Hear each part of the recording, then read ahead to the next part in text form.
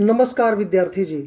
तो एनसीईआरटी का जो सीरीज चल रहा था साइंस का, तो 2 सीरीज हमने करा दिया है। छोटा छोटा सा वीडियो है मेरे भाई, और ये तीसरा लेक्चर आज आपको मैं दे रहा हूँ। बहुत ही शानदार, बहुत ही इम्पोर्टेंट क्वेश्चन जो एग्ज़ाम में बार बार यहाँ से साइंस पूछे ही जाते हैं मेरे भाई। वो आपको पढ़ने के बाद, देखने के बाद आपको पता चल जाएगा। तो ज़्यादा लेट ना करते हुए चलिए शुरू करते हैं। और आज का पहला प्रश्न है क्वेश्चन नंबर 127। हैजा, टाइफाइड, पोलियो, मेनिंजाइटिस, हेपेटाइटिस और पेचिस, ये सब रोग जल प्रदूषण के कारण होते हैं।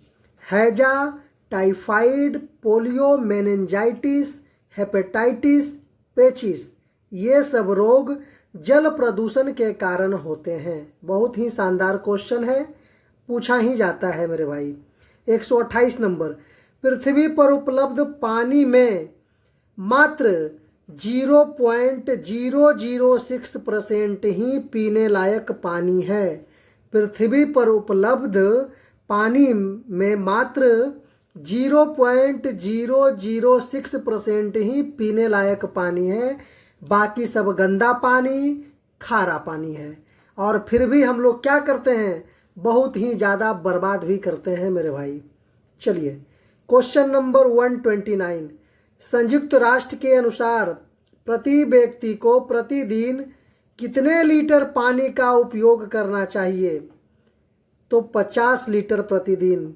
संयुक्त राष्ट्र के अनुसार प्रति व्यक्ति को प्रतिदिन 50 लीटर ही पानी का उपयोग करना चाहिए।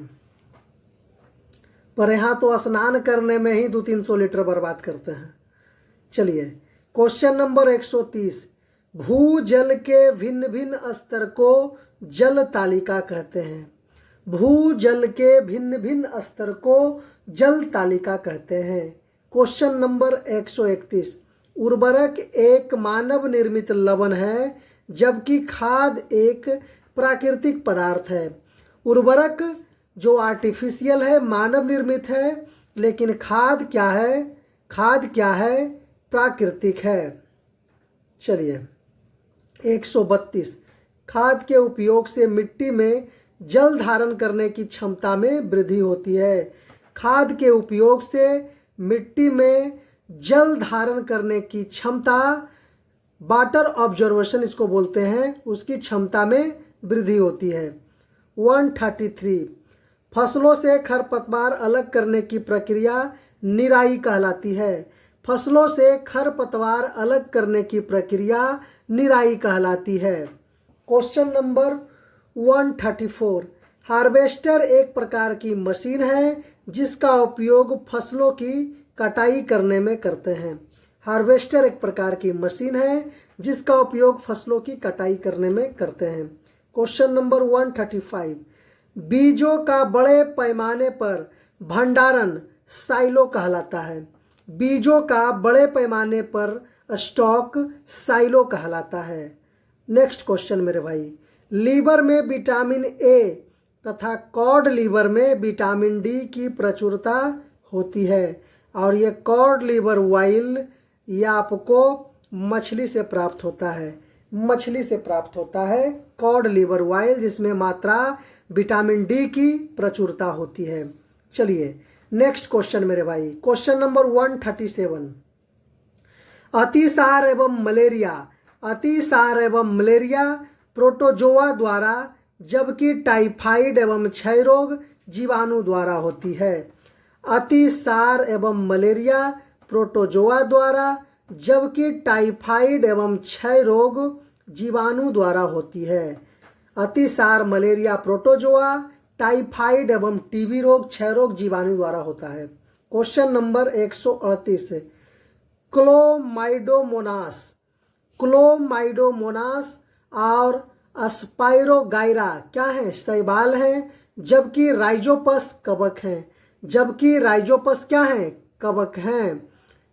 क्लोडोमाइडोमोनास और स्पाइरोगाइरा शैवाल हैं, जबकि राइजोपस कवक है मेरे भाई। Next question. जीवाणु एवं ईस्ट चावल के आटे के किण्वन में सहायक होता है।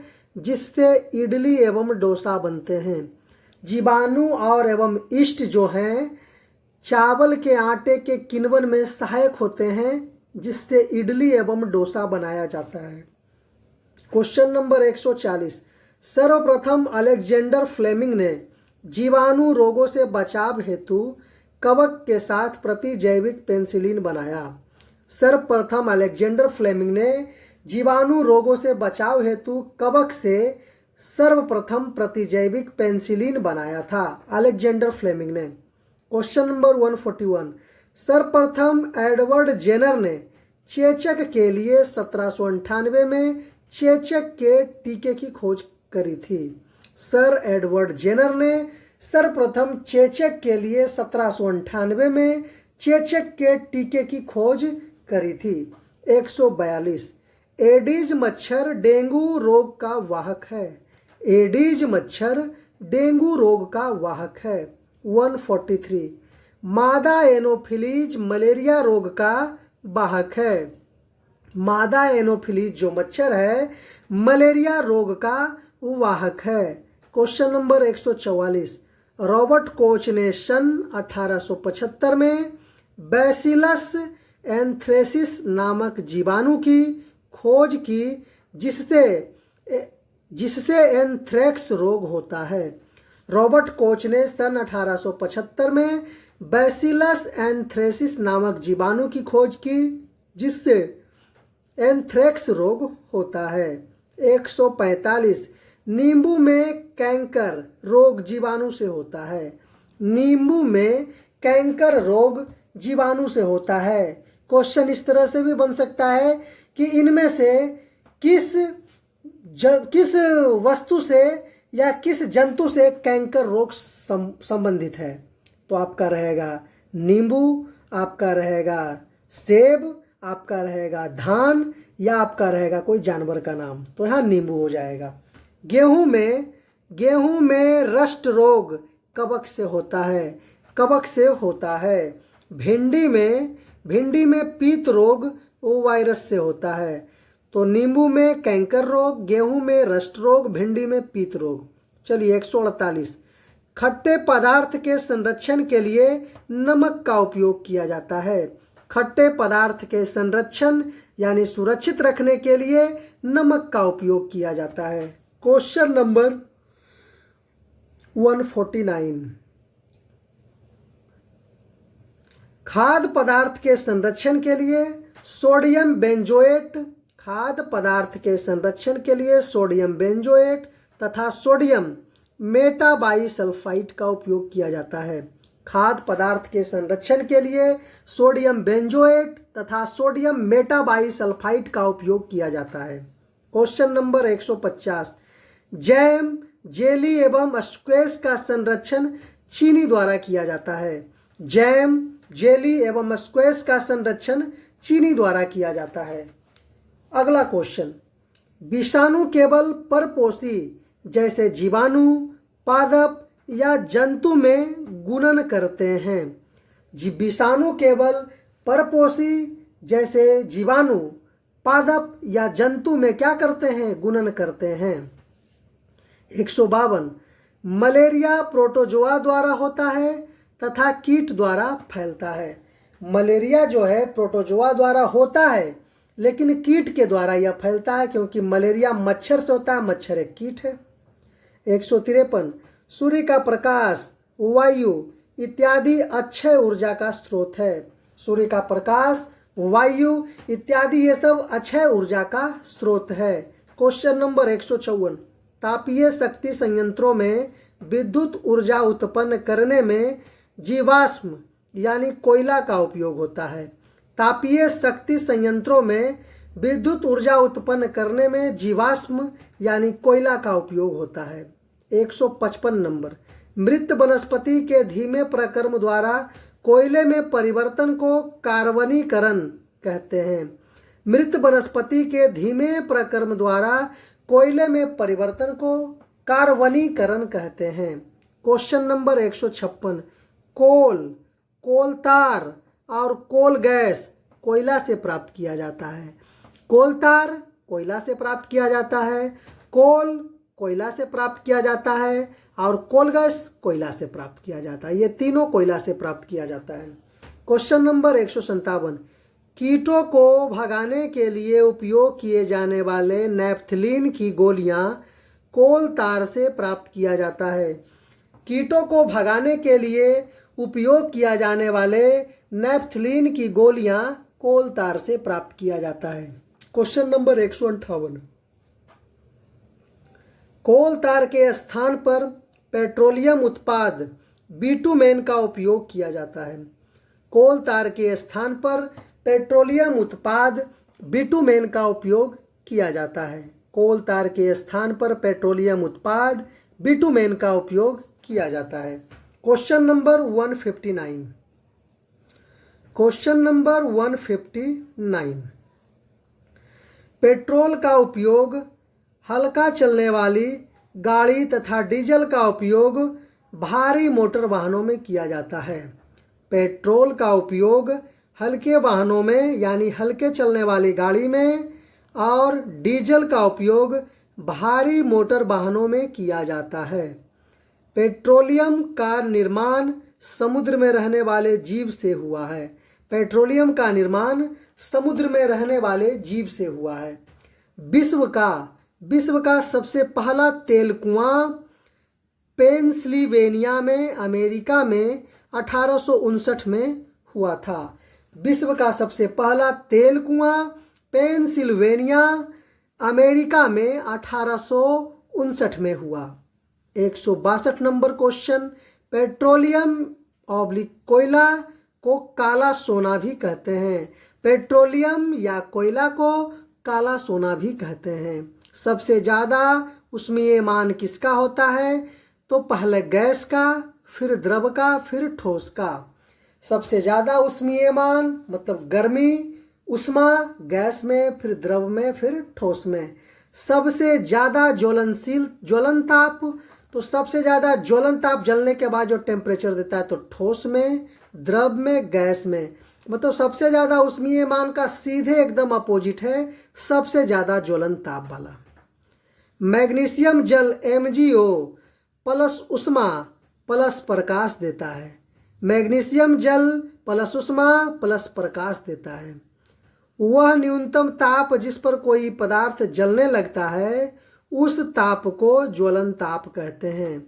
वह न्यूनतम ताप जिस पर कोई पदार्थ जलने लगता है उस ताप को ज्वलन ताप कहते हैं। क्वेश्चन नंबर 167, माचिस पर पहले एंटीमनी, ट्राइसल्फाइड, पोटेशियम क्लोरेट और श्वेत फास्फोरस का मिश्रण होता है। माचिस पर पहले एंटीमनी, ट्राइसल्फाइड, पोटेशियम क्लोरेट और श्वेत फास्फोरस का मिश्रण होता है। माचिस पर पहले एंटीमनी, ट्रांसल्फाइड, पोटेशियम क्लोरेट और श्वेत फास्फोरस का मिश्रण होता है। वर्तमान में 168 नंबर क्वेश्चन, वर्तमान में माचिस पर केवल एंटीमनी, ट्राइसल्फाइड एवं पोटेशियम क्लोरेट लगा रहता है। वर्तमान में माचिस पर केवल एंटीमनी, ट्राइसल्फाइड एवं पोटेशियम क्लोरेट लगा होता है। 169 क्वेश्चन नंबर, जबकि माचिस के रगड़ने वाली सतह पर कुछ कांच एवं लाल फास्फोरस होता है। जबकि माचिस के रगड़ने वाली सतह पर कुछ कांच एवं लाल फास्फोरस लगा होता है। क्वेश्चन नंबर 170, ताप में वृद्धि यानी रगड़ होने पर लाल फास्फोरस श्वेत फास्फोरस में परिवर्तित हो जाता है। 170 नंबर क्वेश्चन, ताप में वृद्धि या रगड़ होने पर लाल फास्फोरस श्वेत फास्फोरस में परिवर्तित हो जाता है। चलिए अगला क्वेश्चन, आग बुझाने वाले का कार्य वायु का प्रवाह काटना या ईंधन का ताप कम करना या दोनों होता है। कह रहा है आग बुझाने वाला का कार्य वायु का प्रवाह काटना या ईंधन का ताप कम करना, या दोनों हो सकता है। काम होता है कि हवा को क्या करना, हवा के प्रवाह को काट देना जिससे ज़्यादा और लहक रहा है, और ईंधन का ताप कम करना कि जो ईंधन जो जिसके थ्रू वो बहुत आग की लपेटे ऊंचे जा रही है, फैल रही है, तो उस ईंधन में ऐसा कुछ कर दिया जाए कि वो बुझने के कगार पे हो जाए। चलिए, सभी प्रकार के आग को बुझाने में CO2 गैस का उपयोग होता है। सभी प्रकार के आग को बुझाने में CO2 गैस का उपयोग होता है। दहन प्रक्रिया में सबसे गर्म भाग बाहर होता है, फिर मध्य में, फिर आंतरिक में। दहन प्रक्रिया का सबसे गर्म भाग होता है बाहर, मध्य और आंतरिक। रंग होता है क्या, नीला, पीला, काला। रंग, कलर आपका हो गया नीला, पीला और काला।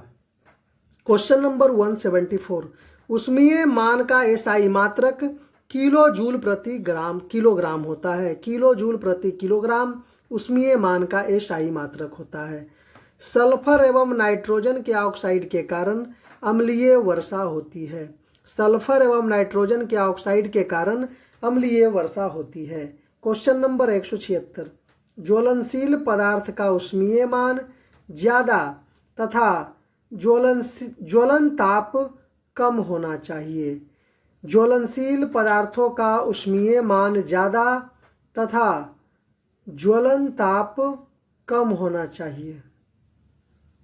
चलिए, क्वेश्चन नंबर 177, किसी व्यक्ति के कपड़े में आग लगने की स्थिति में उसे कंबल से ढक देना चाहिए।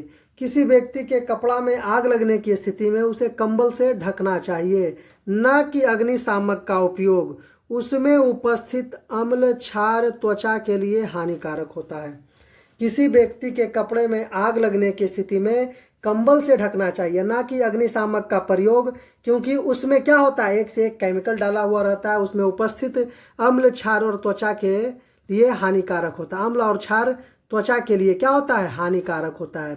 क्वेश्चन नंबर 178, वनोन्मूलन। वनोन्मूलन का अर्थ है वनों के स्थान पर आवास या अन्य कार्य का होना। वनोन्मूलन का अर्थ है कि वनों के स्थान पर आवास और अन्य कार्य का संचालन होना। 179, वनोन्मूलन से भूजल स्तर में भी कमी आ रही है। वनोन्मूलन में भूजल स्तर, जो जमीन का जो लेवल है, उससे क्या हो रहा है, उसमें कमी आ रही है। वन्य जंतु अभ्यारण्य। वन्य जंतु अभ्यारण्य, राष्ट्रीय उद्यान, जैव मंडल संरक्षित क्षेत्र इत्यादि पौधों एवं जंतुओं के लिए संरक्षित एवं सुरक्षित क्षेत्र है। वन्य जंतु अभ्यारण्य, राष्ट्रीय उद्यान, जैव मंडल संरक्षित क्षेत्र इत्यादि पौधे एवं जंतुओं के लिए संरक्षित एवं सुरक्षित क्षेत्र है। संरक्षित एवं सुरक्षित क्षेत्र है।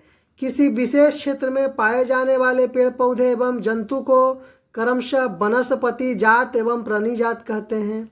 किसी विशेष क्षेत्र में पाए जाने वाले पेड़ पौधे एवं जंतु को क्रमशः वनस्पति जात एवं प्राणी जात कहते हैं। क्वेश्चन नंबर 182, जहाँ वन्य प्राणी सुरक्षित एवं संरक्षित रहता है उसे वन्य प्राणी अभ्यारण्य कहते हैं। वन्य प्राणी अभ्यारण्य मतलब वन्य प्राणी सुरक्षित एवं संरक्षित रहते हैं वहाँ। रेड डाटा पुस्तक में सभी प्रकार के लुप्तप्राय जीव जंतु एवं पेड़ पौधे को रखा जाता है कि कौन कौन की संख्या कम है और कौन कौन विलुप्त होने के कगार पे है और विलुप्त हो गया है। रेड डाटा पुस्तक में इस प्रकार की खबरें लिखी होती है। क्वेश्चन नंबर 184, प्रवासी पक्षी का प्रवास भोजन की कमी एवं बदलते मौसम के कारण होता है। प्रवासी पक्षी का प्रवास भोजन की कमी और बदलते मौसम के कारण होता है। प्रत्येक शुक्राणु में कोशिका के सामान्य संघटक नहीं पाए जाते हैं। प्रत्येक शुक्राणु में कोशिका के सामान्य संघटक नहीं पाए जाते, सामान्य संघटक पाए जाते हैं। चलिए, 186, जनन कोशिका में उपस्थित XY XX गुणसूत्र का आकार X > Y होता है। जनन कोशिका में उपस्थित XY XX गुणसूत्र जो होता है आकार में X > Y होता है। क्वेश्चन नंबर 187, शुक्राणु की तरह अंडाणु भी एकल कोशिका का बना होता है। शुक्राणु की तरह अंडाणु भी एकल कोशिका का बना होता है। परख नली शिशु में निषेचन बाहर तथा विकास अंदर होता है। परख नली शिशु में निषेचन बाहर में और विकास अंदर में होता है। तो चलिए आज भर के लिए इतना ही। धन्यवाद। वीडियो कैसा लगा कमेंट में ज़रूर बताएंगे और लाइक शेयर एंड सब्सक्राइब भी करेंगे मेरे भाई।